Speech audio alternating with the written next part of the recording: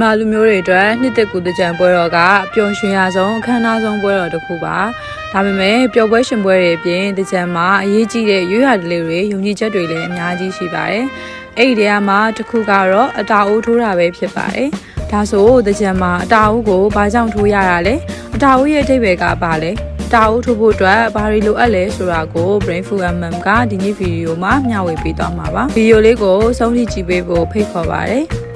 ်အရင်ဆုံးအတားဆိုတဲ့စကားလုံးရဲ့အဓိပ္ပာယ်ကိုကြည့်ရအောင်အတားဆိုတာကအပြောင်းလဲအကူပြောင်းနှစ်သက်ကိုကူပြောင်းခြင်းလို့အဓိပ္ပာယ်ရပါတယ်ဒါကြောင့်အတားအိုးဆိုတာနှစ်ဟောင်းကနေနှစ်သက်ကိုကူပြောင်းတဲ့အချိန်မှာအသုံးပြုတဲ့အိုးလို့ဆိုနိုင်ပါတယ်မြန်မာလူမျိုးတွေကအတာအိုးကိုနှစ်ဟောင်းကမကောင်းတဲ့အငြိအကျေးတွေကန်ဆိုးမှုတွေကိုဖယ်ရှားပြီးနှစ်သက်မှာကောင်းမွန်တဲ့ကံကြမ္မာတွေစိတ်ချမ်းသာမှုတွေကျန်းမာရေးတွေရရှိဖို့အတွက်ရည်ရွယ်ပြီးထိုးကြတာပါအတာအိုးဘာလို့ထိုးရလဲအတာအိုးထိုးရခြင်းရဲ့အဓိကအကြောင်းရင်းကတော့ပူဇော်ခြင်းပါအတာအိုးထိုးပြီးအတာညွန့်တွေကိုဖရာတရားတန်ခါမိဘဆရာတွေကိုပူဇော်တာဟာကုသိုလ်ကောင်းမှုရစေတယ်လို့ယူဆကြပါတယ်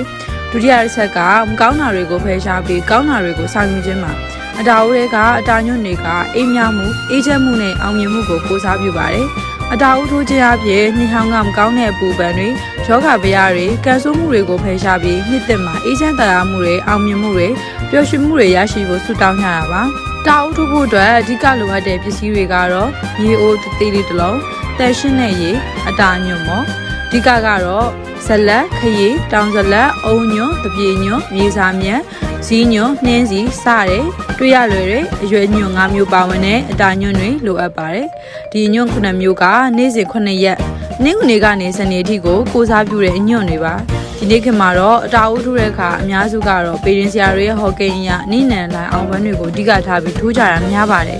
်ဒါပေမဲ့မူလရိုးရာတလေးအရအတာအိုးထဲမှာထိုးရမယ့်အညွန့်9မျိုးနဲ့သူတို့ရဲ့ကိုစားပြုတိတ်ပဲတွေနောက်ပြီးမစုံရင်ဘာနဲ့စားထိုးလို့ရတယ်ဆိုတာကိုလည်းပြောပြပေးသွားပါမယ်အတာအိုးထဲမှာထိုးရတဲ့အညွန့်9မျိုးတနင်္ဂနွေအုံညွန့်သို့မဟုတ်အုံပန်းအုံမင်ကအသက်ရှည်ရာကြီးပွားရာအပင်လို့ယူဆကြပါတယ်ဒါကြောင့်အုံညွန့်ကိုထိုးခြင်းအဖြစ်နှစ်သက်မှာတက်ရှည်ကျန်းမာပြီးစီးပွားလာပါကြီးပွားတိုးတက်ဖို့ရည်ရွယ်ပါတယ်။တပြေညွန့်တပြေကအောင်မြင်ခြင်းအောင်ပွဲရခြင်းကိုစားပြုပါတယ်။အောင်တပြေလို့လည်းခေါ်ကြပါတယ်။ဒါကြောင့်တပြေညွန့်ကိုထိုးခြင်းအဖြစ်နှစ်သက်မှာလောက်ကင်သမျှအောင်မြင်ပြီးအခက်ခဲမှန်သမျှကိုကျော်လွှားနိုင်စေဖို့ရည်ရွယ်ပါတယ်။အင်ကစူပန်ဒါမှမဟုတ်ရွက်လစူပန်ကအန်နီယကင်းခြင်းရန်သူကိုအောင်နိုင်ခြင်းကိုစားပြုပါတယ်ရွက်လကတော့အလှအပနဲ့တင့်တယ်ခြင်းကိုစားပြုပါတယ်နေ့တမှာဘေးရန်နီယကင်းဝေးပြီးအများကြားမှာတင့်တယ်လှပစေဖို့ရည်ရွယ်ပါတယ်ဗုဒ္ဓဟူရွက်တစ်သို့မဟုတ်ခရီညွန့်ရွက်တစ်ကအသစ်ဖြစ်ခြင်းတိုးတက်ခြင်းကိုစားပြုပါတယ်ခရီညွန့်ကအေးမြခြင်းအေးချမ်းခြင်းကိုစားပြုပါတယ်နှစ်သက်မှာစိတ်သက်လူသက်နဲ့အေးအေးချမ်းချမ်းတိုးတက်စေဖို့ရည်ရွယ်ပါတယ်။ကြာတာပရိမြေစာမြက်သို့မဟုတ်မှန်ညိုမြေစာမြက်ကမြဲမြံခြင်းခိုင်ခန့်ခြင်းကိုစားပြုပါတယ်။မှန်ညိုကတော့ကြည်လင်ခြင်းတန်ရှင်းခြင်းကိုစားပြုပါတယ်။နှစ်သက်မှာကျန်းမာရေးနဲ့စီးပွားရေးမြဲမြံခိုင်ခန့်ပြီးစိတ်ကြည်လင်တန်ရှင်းစေဖို့ရည်ရွယ်ပါတယ်။တောက်ကြတီးညွန့်သို့မဟုတ်တပြေညွန့်တီးညွန့်ကတီးပွင့်ခြင်းအကျိုးမြတ်ရခြင်းကိုစားပြုပါတယ်။တပြေညွန့်ကတော့အောင်မြင်ခြင်းမှာနှစ်သက်မှာအလောက်ကိုင်းမှန်သမျှကျိုးမြတ်ရပြီးအောင်မြင်စေဖို့ရည်ရွယ်ပါတယ်။စနေနှင်းစီသို့မဟုတ်ရေတမာ